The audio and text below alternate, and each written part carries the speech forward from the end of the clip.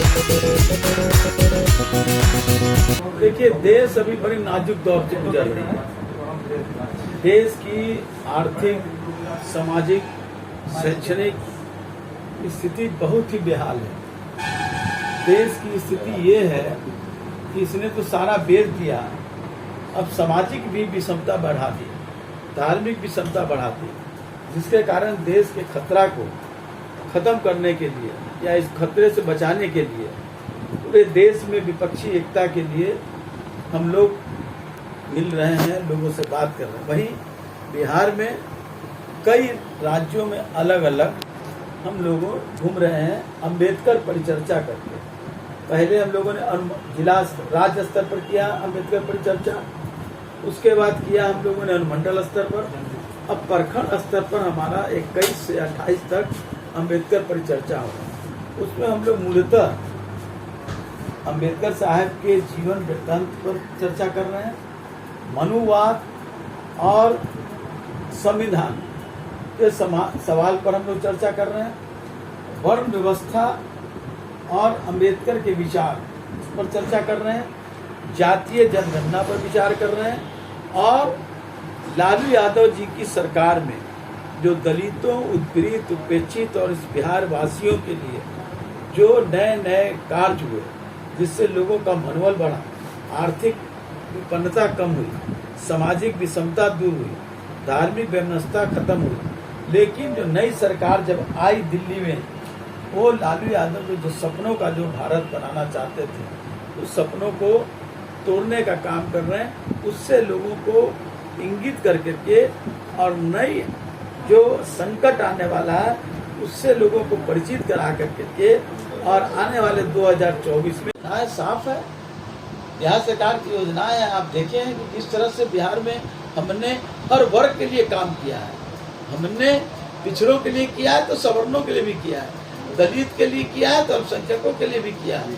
हमारा हर वर्ग के प्रति ये मतलब, हमने दलित उद्यमी योजना चलाया, हमने महिला उद्यमी चलाया, हमने जीविका योजना चलाया, हमने शिक्षा के क्षेत्र में अब 3 लाख से ज़्यादा हम शिक्षक की बहाली कर रहे हैं। शिक्षा का इंफ्रास्ट्रक्चर हमने बढ़ाने का काम किया है।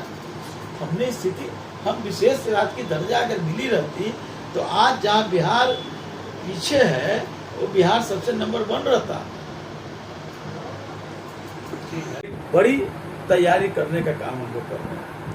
अच्छा, कर्नाटक जीत से महागठबंधन को कितना हद 24 में फायदा होगा? देखिए, जब बिहार में नीतीश कुमार और तेजस्वी यादव जी को मिलकर के 7 पार्टियों ने महागठबंधन किया, उसी समय पूरे देश में एक आगाज हुई।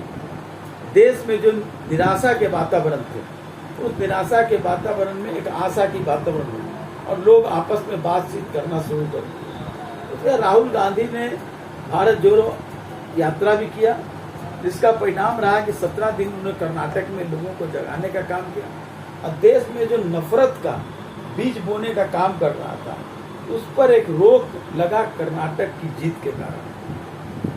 रोसड़ा भ्रमण का आपका उद्देश्य क्या है? हाँ, रोसड़ा भ्रमण का आपका उद्देश्य क्या है? रोसड़ा ही नहीं, हमारा अंबेडकर परिचर्चा है 21 से 28 तक, उसमें रोसड़ा और ताजपुर इन जगह और फिर दरभंगा के 5 ब्लॉक को अलग अलग हमारे लगभग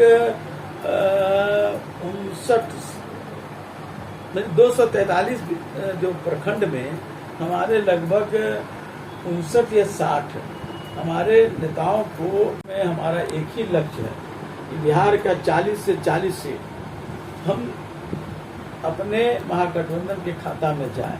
हमारे लिए ये महत्वपूर्ण नहीं कि कौन उम्मीदवार होगा कौन उम्मीदवार नहीं होगा, हमारे लिए महत्वपूर्ण ये है कि महागठबंधन का हर उम्मीदवार अपने लोकसभा क्षेत्र से जिता करके और एनडीए को परास्त करने का काम। नहीं, बाबा जो अभी जो दरबार लगा रहे हैं, इसके बारे में आप लोग क्या कर रहे हैं? देखिए, ये आस्था का विषय है लोगों का, और हम धर्मनिरपेक्ष राष्ट्र हैं।